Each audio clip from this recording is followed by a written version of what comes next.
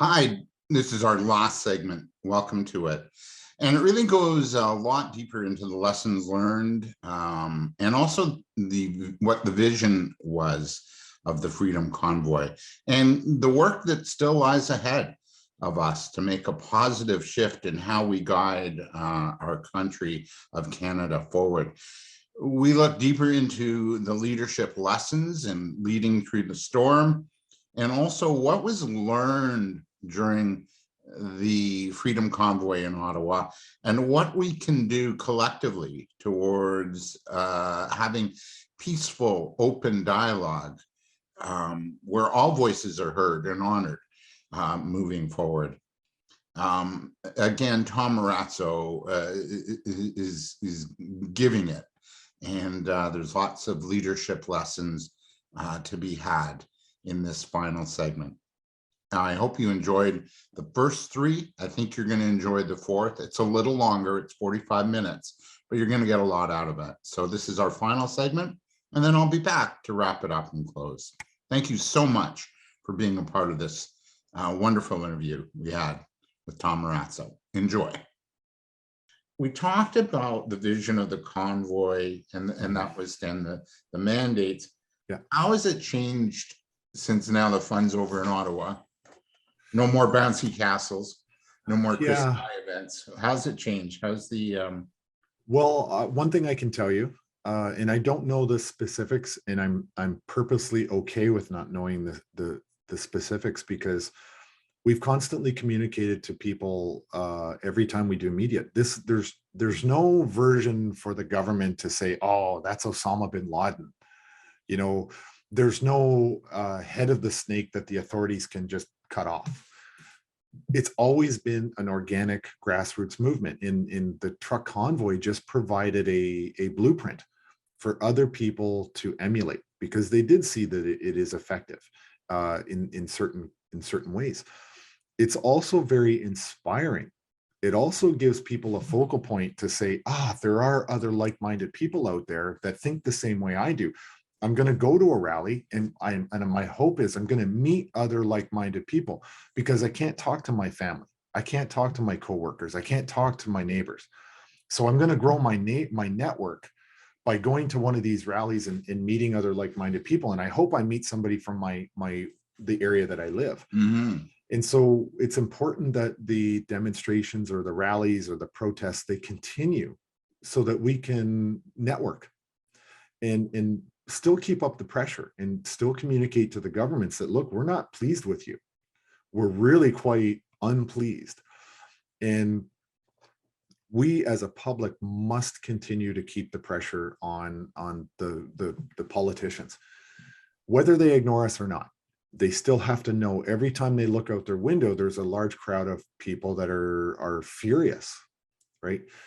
And the other good thing is that it still provides an opportunity to be peaceful.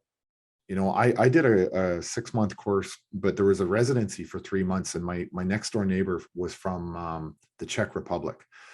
And he said to me once, he said, because we used to be Czechoslovakia. And he said, that's one of the first times in the world that a government broke into 2 separate countries without firing a single bullet. And I'm not talking about separatism here. What I'm talking about is peaceful assembly and peaceful change. And so for Canadians, I think we can achieve that. But there's going to be a critical point if the government continues down these paths. My fear is that there'll be no one to stop physical violence in this country, and I'm terrified about that. I have my children inside my theater of war in that particular case. It's not pleasant for anyone.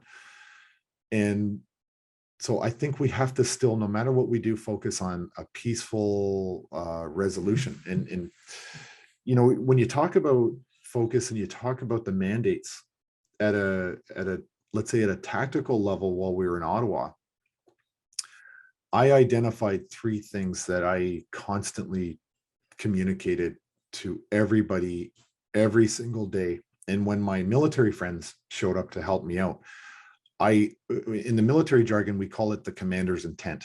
What is it that the commander intends to do? And we use something called mission command, where we're maximizing personal initiative. I don't tell you how to put the peanut butter on the bread. I tell you my intent is to eat a peanut butter sandwich. How you do that is your business, as long as it's done, legally and safely, and you don't chop one of your own fingers off making a peanut butter sandwich. But it's to convey my intent of what I'd like to achieve, and what is that measure of success? What is my end stage or my end goal? How do I know that I have a clear picture? Have I communicated to you, David, what success is going to look like to me if you follow what my intent is? I need to communicate to you clearly what success is going to look like at the end. And so really what I was trying to give to people was the commander's intent, or a version of the commander's intent. And the way I did that was I got everybody to focus on my three areas of my priorities, my three priorities in the exact order that they were my priority. But when I got back, I can say that because I didn't know, or I didn't appreciate what I know now. And even if I'll come back to it, but basically my three priorities were Wellington. The more trucks we had on Wellington, that was my top priority. So Wellington was my first number one priority, getting trucks on to Wellington. My second one was morale within the trucks, because if we lost morale, they would start going home. Yeah. And my third priority was media. So it was Wellington, morale, and media. But if I were to go back and do it all over again, and I know what I know now, my priorities would have actually been Wellington, communications, and I mean between the trucks, and media. Because the number one source of low morale in Ottawa was the fact that we struggled to communicate with each and every trucker.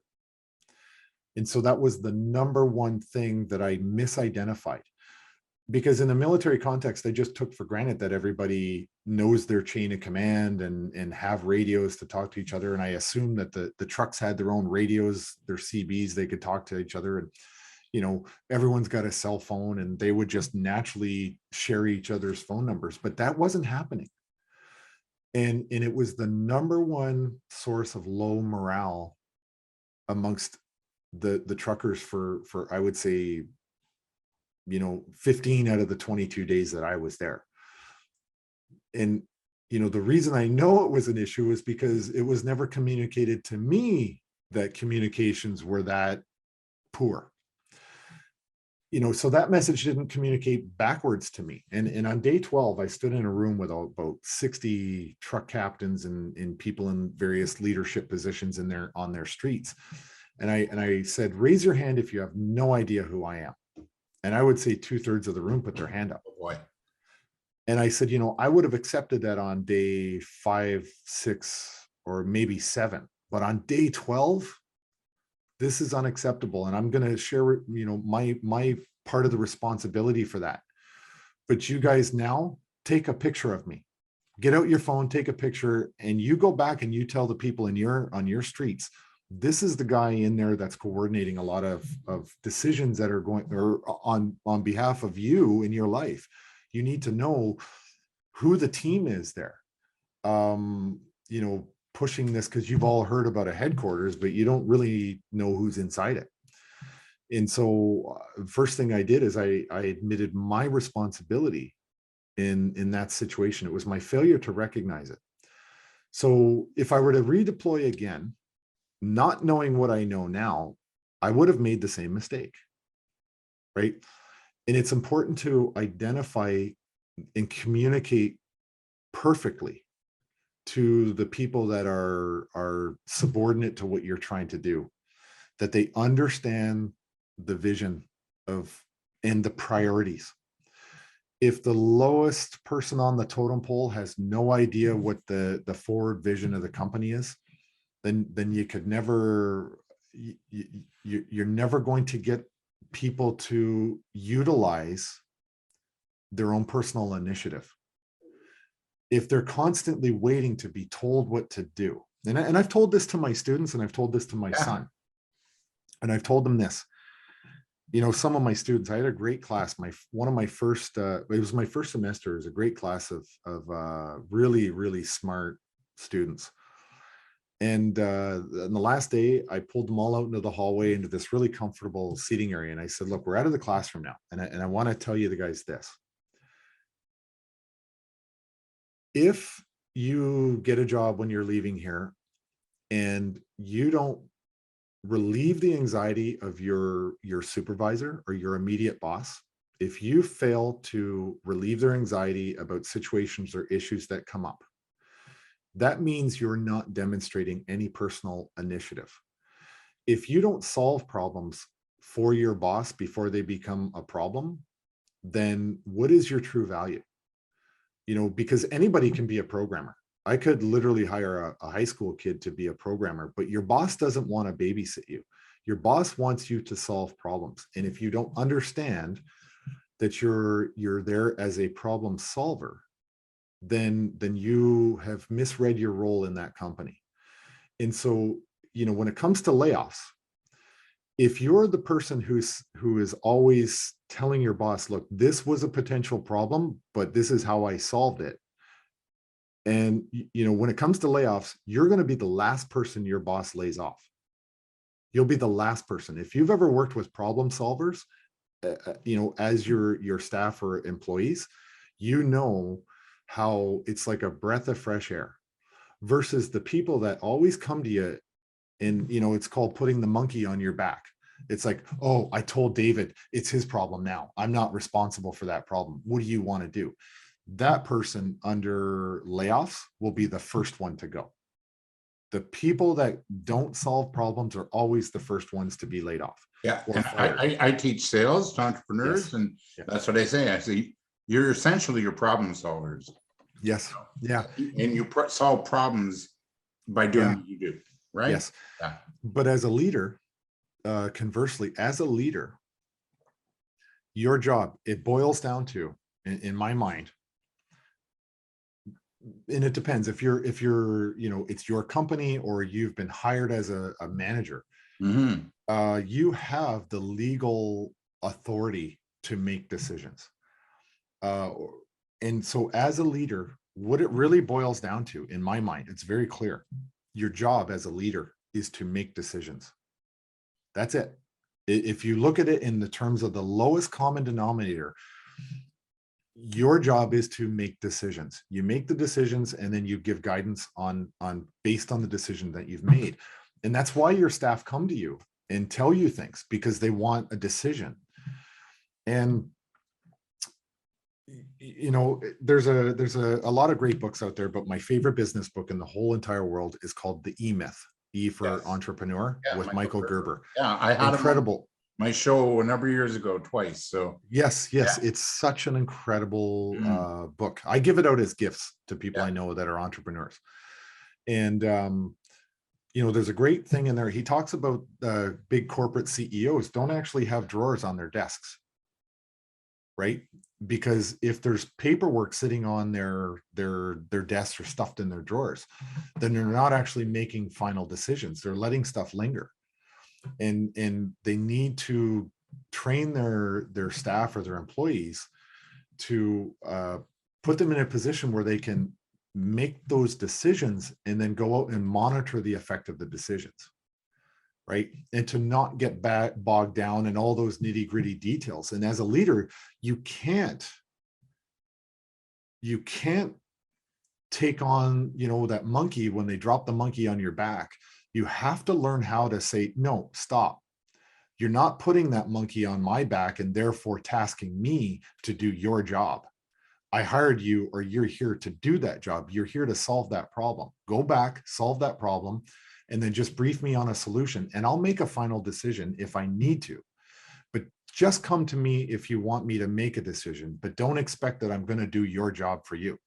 And that's a hard thing to do if you don't have sort of the tact, the sort of personal ability to not shame somebody or to make them feel bad about themselves, but to mentor them or to coach them into living up to their value as to why they were, it's an agreement you make when you hire them, that listen, I'm hiring you because I expect you to make decisions, or I expect you to solve problems. If you're not going to do that for me, then I'm going to get someone else who will, and elevate them to that position. And the other thing is, compensation is directly tied to the level of responsibility that you have.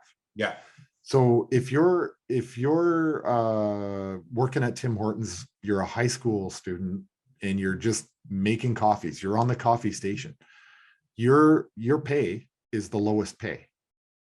It's not until you are responsible for other people that your compensation level starts to increase, right? So if you want to make more pay, you have to seek more responsibility, and Or you solve have bigger to problems. and solve bigger problems, and you Mhm. have to have subordinates, Yeah. right? But your biggest role as a leader is mentoring your subordinates in how to become leaders. The greatest leaders don't have, they don't produce the most followers. The greatest leaders produce the most leaders. And so it's a mentorship program that you have to be in with people that work for you in order to make the company more successful. And there's a great thing I saw years ago on LinkedIn, and it was a conversation between a CEO and the CFO. And the CFO says, if we invest in our people and they leave, what are we going to do? And the CEO says, if we don't invest in them and they stay, then what are we going to do? So, leaders need to realize their part of their role is to mentor more leaders. And, you're a Yoda. You're not the Luke Skywalker. They're the Luke Skywalker. You have to mentor them into being the hero of their own story. Yeah. And it's important. And I found a lot of times, even in Ottawa, if I go back to thinking about Ottawa, I never signed anyone's paycheck. I had to get them to believe in me. And then I had to kind of say, okay, I've earned your trust. Now I need from you these things. And you're the person that can do it for me, or for us. So it was a lot of interpersonal skill, really. I mean, to earn people's trust. How did And go ahead. well, so you got the trust, they started to buy into you, but how did you deal with those stormy individuals, or the events, or the harshness of the weather? I mean, the weather was no walk in the park, So how did you wrap your mind around that? All these things are coming at you as a sort of, leader in your leadership role, but still be committed to the goal without saying, "To heck with this, I'm out." This, dean woman or the mayor doesn't even show up, or it's -20 tonight and it's windy. How did you stay with it? Like, what was it in you that? Well, in my role, because I'm not a trucker, Yeah. immediately on the first day, they put me in a hotel room. And so other than sneaking out of the hotel at nighttime, sometimes during the day, I preferred to go at night in case somebody recognized me. But I also went out alone so I could see what was really going on for myself. And I had to go check out areas and do a reconnaissance and find out what was really, really happening versus what I was told. Because there's always something lost in translation. So you have to go out and see it for yourself on the ground. But I was motivated mostly by the resolve of the truckers more than anything. And in every day, I asked myself two questions. Am I still relevant here?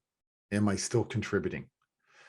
Because if I've outlived my usefulness here, then I'm going to step aside and I'm going to let someone else take a turn at this.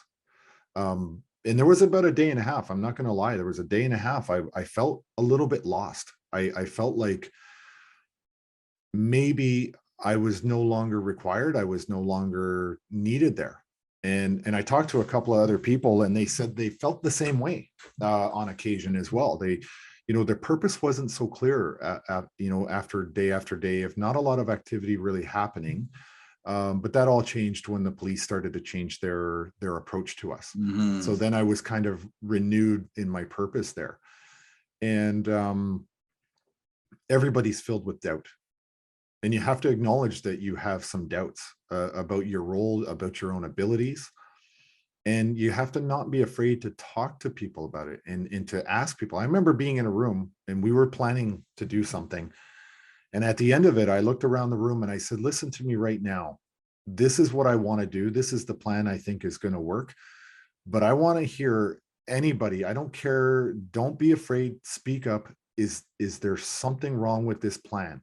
Do you think this is the wrong approach? I want you to tell me. Don't be a yes man. Don't fall into groupthink.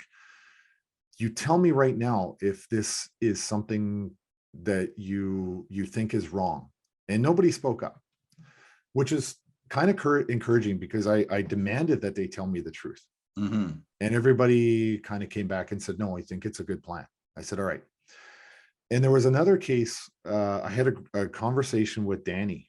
And Danny comes from a police RCMP Yeah, he was perspective. Trudeau's sniper and body. Yeah. And he has a different cultural experience with the police. Okay. And there was a moment where, we were having difficulty with a group of truckers. And I had made a comment and Danny was uncomfortable with it. And I could see physically he was uncomfortable with it. And then he started to talk, and then he stopped himself. And I said, Danny, what? He's like, no, it's fine. I'm going to keep my mouth shut. I'm not going to say anything. I said, no, Danny, you can't.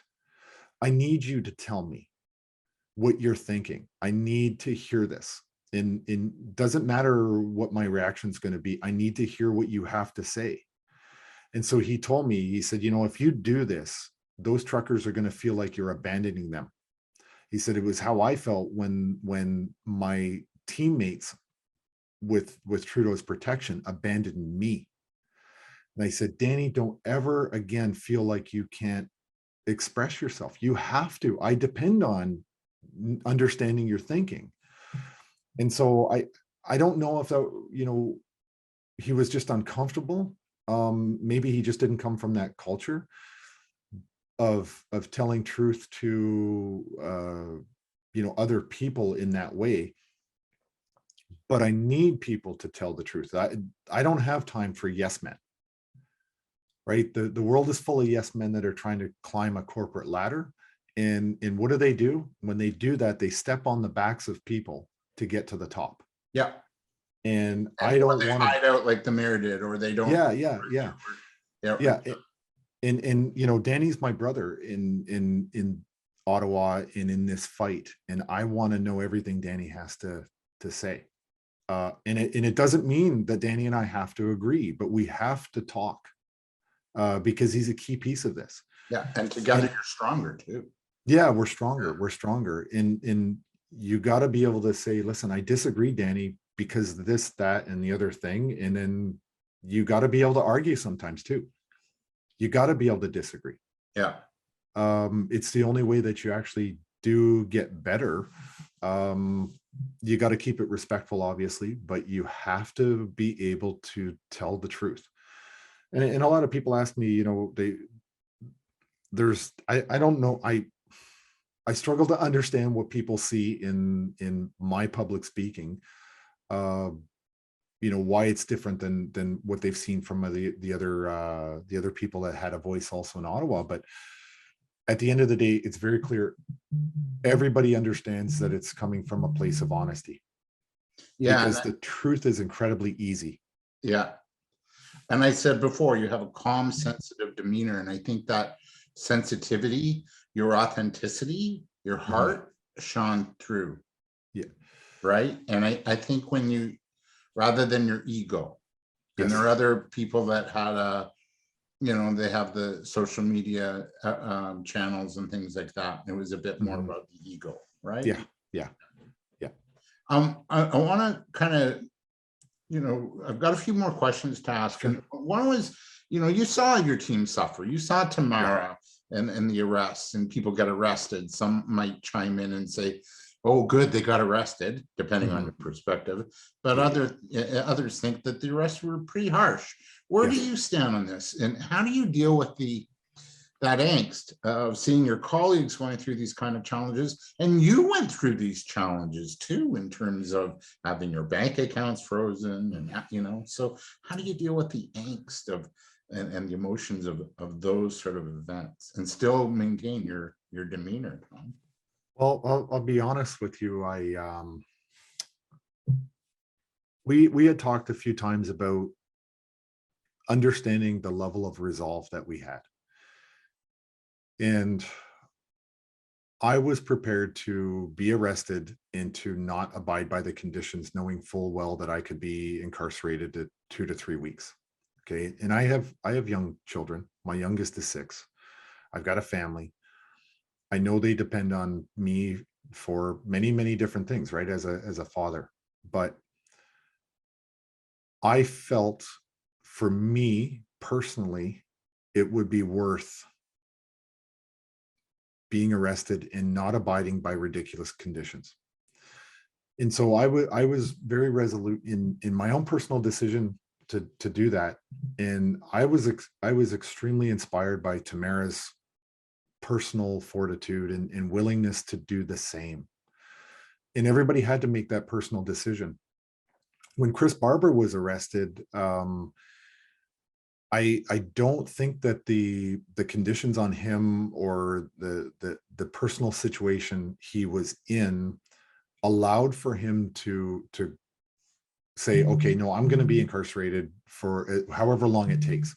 He didn't have that personal opportunity, because I've talked to him and I've been in meetings with him, and he says, you know, he doesn't feel good about the fact that he abided by the conditions and he had to leave town, and to abide by those conditions he was forced to leave, and he did. But he was there with his wife too, right? He's got people that he just wasn't in a position where he could go through that. And I, you know, the term I suppose for that is survivor's guilt. And I would say that I also have a little bit of survivor's guilt because I wasn't sitting in the cell right next to Tamara. But to see people getting physically beaten, there was a moment when I was there in the crowd, and the right after the lady had been trampled, because I was only about 10 or 15 feet away from that. I was standing there with a group of other veterans, and there was a moment where mob mentality got deep into my mind. You know, my animal brain kicked in, and I physically wanted to fight. Like I really wanted, I wanted to physically start fighting. You know, I've got a black belt in Krav Maga. I did the military for years. As a young child, I did martial arts. And when my, you know, frontal cortex finally kicked in and smacked me a little bit, and I decided I need to withdraw from this area. So I left that front line. I realized I'm going to do more harm than good if I start getting people to say, let's start fighting. I mean, that's not what we're there for. It was a momentary lapse in judgment. So when I regained my proper thinking, I left and I went back I went for a walk in the opposite direction just to see how everyone else was doing. You know, my natural inclination is to defend myself, to get to fight. And it was hard. It was extremely hard to remain peaceful. And that's my personal level when I'm watching people being assaulted and beaten. And I had to withdraw from the area. It's a real trigger, isn't it? Because it is a trigger on social media over the past few years, and it triggers me to the point of like, what the what? Yeah.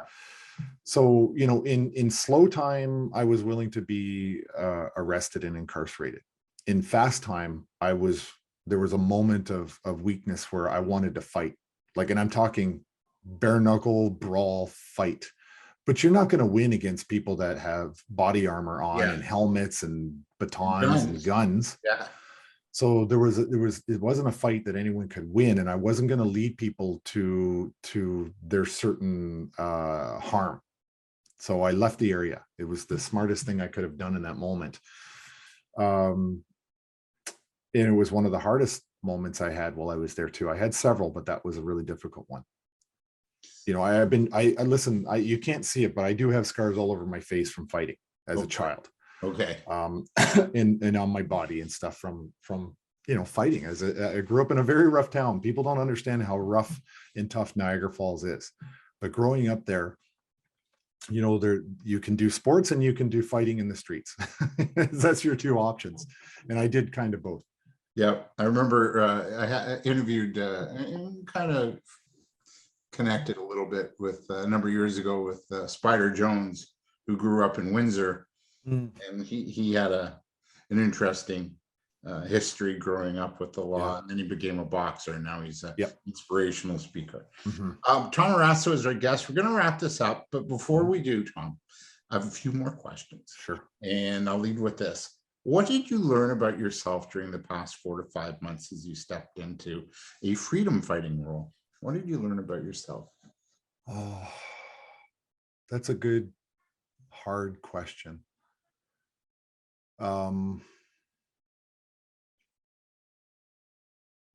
That's a tough one. I've been so busy, and usually I'm very reflective on myself and my own actions.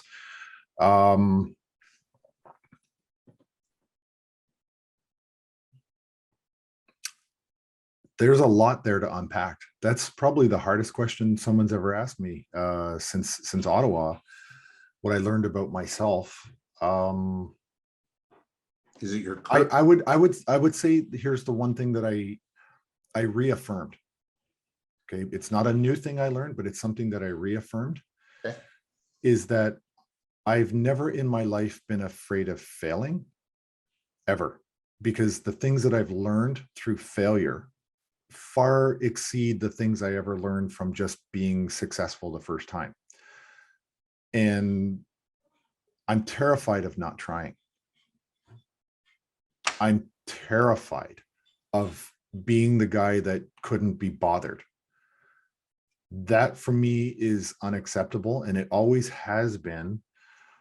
And with that, as a young child, that there was a point in my life as a younger child, I always did the A type of jobs. So, in baseball, I was the pitcher. In football, I was the quarterback. In basketball, I was the point guard, and I was the team captain. And as I got older, I joined the regular force, I became an officer. So I was, the only guy in my field troop that was an officer, and I was the leader of that group. And,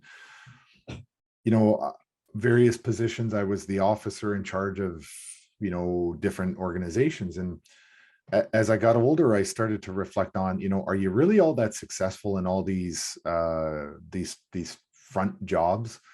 Why don't you start giving, even guitar, I play a lead guitar, right? I'm not the bass player, I'm not the drummer. And I started to reflect and say, what is the sum total of success that I've ever had being out front of all these things?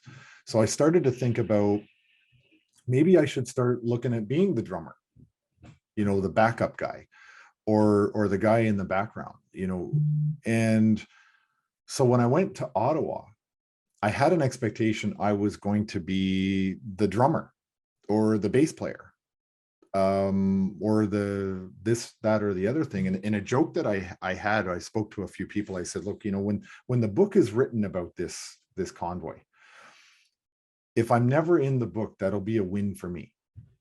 I'm going to do my job to the best of my ability and support this, but I'm not going to go out front. Well, that didn't work out. And God had another plan for you, man. Yeah, there was another plan for me. And so I think the sum total of all of those experiences really set me on the path to be in a leadership position, to be out front with the convoy. And I'm going to take that opportunity to take the next chapter in this fight and go the political route. And, I'm terrified public speaking. I am absolutely terrified. And in the very first video that I had done, and in Lincoln J from Rebel News was right front and center with his camera. I almost vomited right on the table. Oh my I God. was so nervous. Well, thank you And for not doing that today. yeah, no, but these are the kinds of interviews that I love to do. These are much more, tomorrow I have to do one in front of probably about 10,000 people, and I've been nervous all week, but it has to be done, and I'm a very big believer in, understanding what courage is. Courage is not about, not acknowledging that you're terrified. Courage is about recognizing that you do feel the fear, but still having to go forward and do what needs to be done. And so, I'm not giving this speech for Tom. I'm giving this speech for the 10,000 people that are going to be there, that want to hear about my experience in Ottawa. And as terrifying as it is, it has to be done. It's necessary. Yeah. And so I feel a sense of duty that I have to do it, not because nobody's there to see Tom. They're there to see somebody who had a personal experience in Ottawa. And you have to know the difference, and you have to give them the inspiration, I hope, that they can glean from my experience in Ottawa. And I know that that's an expectation that people have from me, is that I'm going to somehow be able to give them some inspiration to keep going forward. But the best inspiration I hope to give people is that they have to remember they're Luke Skywalker. I'm just Yoda. They have to get involved. They have to get into the fight, and they have to take steps, because I can't go into their homes and I can't manage their lives and do this for them. I can provide mentorship, but they're the heroes of their own story. Yeah. And if I can be an example, I'll be an example, but I can't do it for them. No, they've got to do it themselves. It's the hero's journey, Joseph. Yes. Yes. Yeah. One other question. We're almost done here. You served our country in the military. How do you feel now about serving in that capacity? I would never allow my children to join the Canadian military. Okay. I never would. I can't think of a time, except for maybe World War One, maybe World War II, where it was necessary to send young people into combat. I've yet to see what I believe to be the proper application of a military by this country, probably since World War II. We had opportunities to use our military for truly righteous humanitarian reasons, and we sat back and did nothing. And then we got ourselves into almost a 20-year war with a country that had never invaded or done anything to Canada. And I would never allow my children to be part of this nation's bully club, because that's what they've turned into. And I know that's probably not a popular sentiment, right? I started in the reserves when I was 16 years old, in February of 1990. And I left the military in 2015 when I was 42 years old. And you learn things along the way. You swear an oath not to defend your country, but to the Queen's heirs and successors. And I look at it right now, and you think, am I swearing an oath to Walmart, to all these other corporate giants? Like, you look at Rwanda as a great example in April of 1994. Yeah, Romeo. Why did Canada not immediately deploy its forces to Rwanda? And I believe it was because Rwanda didn't have any resources that our government at the time were interested in. Why did we go to Bosnia as a UN force, where we didn't save people? That war went on for years, and people just got killed all around UN soldiers. Why didn't NATO go into the former Yugoslavia? So when you look around the world, why isn't NATO going into the Sudan? Why aren't they going into fight the Sandinistas in Nicaragua? Why are NATO forces not around or going into all these conflicts all over the planet? The Ukraine is not the only conflict right now. No. It's happening. The reason it's sexy on the media is because it's a peer-to-peer army. Whereas NATO in Afghanistan was, an army going up against a guerrilla type of war. But these wars are all over on every continent. But yet, where were Canadians when they were trying to sell democracy and freedom in other nations? Where were they in the nations that truly needed it? And what were the business interests? We all know that Afghanistan and Iraq have always been about oil and stabilizing the Middle East.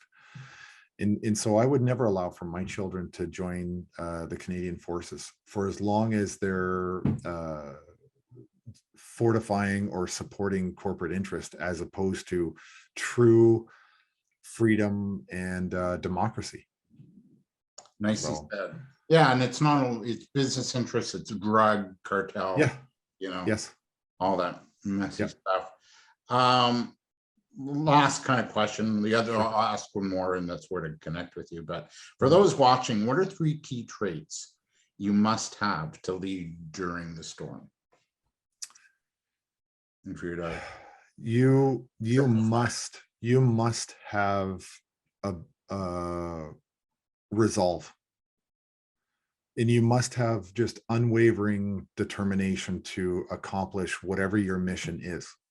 You must. I mean, if you are doubtful of what your objective is, then I would suggest that your objective that you want is incorrect. So as a business owner, if you don't believe in what you're trying to achieve, then you're never going to get there. And if you don't fight like hell to get to it, again, you're never going to get there. The other thing I would say is, people are not resources to be exploited. They're human beings, in that if you inspire them to follow you, they'll follow you because they want to, not because you're ordering them, not because they're doing it reluctantly. If you can't be a human, and I have a great friend of mine who the CEO of his company just couldn't stand, or he couldn't stand the owner of the company.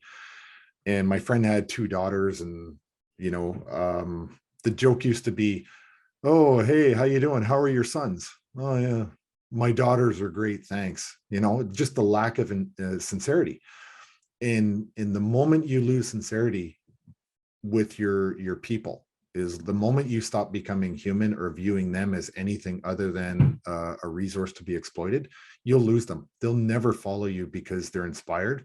They'll just do it at the minimum standard to get by with their paycheck. And I guess the third thing is, be humble. Be humble. If you're coming from a place of ego, your ego will lose everybody. They won't follow you. And I know a guy, he retired as a lieutenant colonel. He made a statement before deploying to Afghanistan when he told his senior NCOs, he said, "Look, I'm going there to either get medals or come home in a box." And the people in the audience were shocked. They're like, "Well,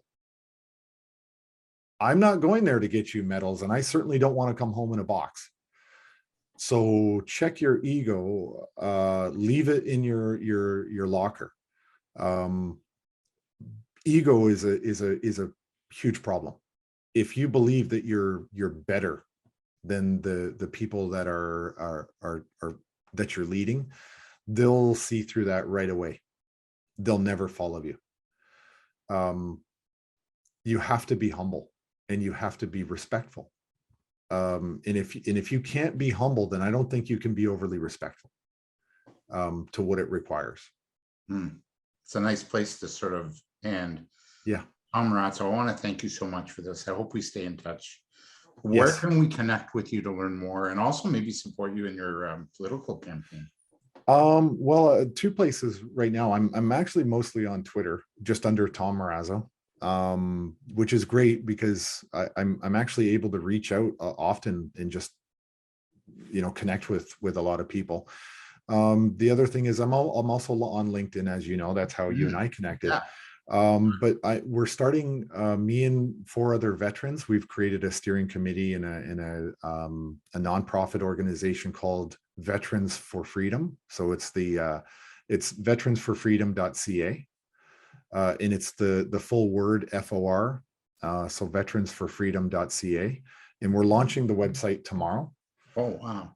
Yeah. And so I'll be talking about it tomorrow in Toronto, letting people know about Veterans for Freedom. So lots for you tomorrow. You're speaking in Yes. front of 10,000. You're announcing your political Yeah. candidacy, and you're launching the Veterans for Freedom. Yes. Yeah. And we're taking in retired military veterans. So we're not going to take any currently serving. We're going to take retired military veterans. You know, today is the full moon, means letting go of the past, new beginnings, and then we have spring, the spring equinox on Sunday. Oh wow, yes. And also from a numerology point of view. Yeah. I'm a Reformed Jew. I'm not holy roller stuff. But 18, which is, we're doing this on the 18th of March. Yeah. For those watching after, the number 18 means life. Okay. So great. You know, I think on that note, like, here's to life, and here's to the work I think we're both doing, you in a very different capacity. And I just wish you an abundant life, and may we all be able to hang around in another year or two, or even less. Yes. And just say, remember when, and we don't have to worry about all the things we're worried about now. Yeah. But thank you, David, for having me. I really appreciate it. This, like we talked about before, this was the story that I wanted to tell. Yeah, it was a joy. Thank you, Tom. Thank you. Yeah, thank you, David. And thank you for watching. Yeah, thank you. I hope you enjoyed our 4-part series on leading through the storm with our guest, Tom Marazzo. If you want to support this series in any way, there's a couple things you could do. You're not forced to. You could log into veteransforfreedom.ca. That's the new initiative Tom spoke about at the end. And maybe get involved, help out any way you can. And it's an initiative that's just starting up, and we'll probably need some definitely moral and economic support. If you want to make a contribution to my cause, you can. I've got my Patreon link below. Please feel free. And if you want to comment and get in touch, please do.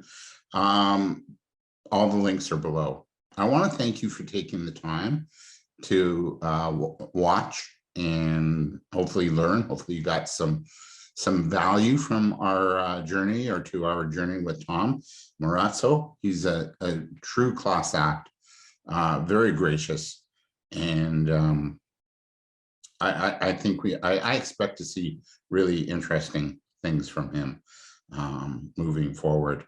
So thank you so much for watching. Please take time to learn about what's going on, question, act responsibly moving forward. Right?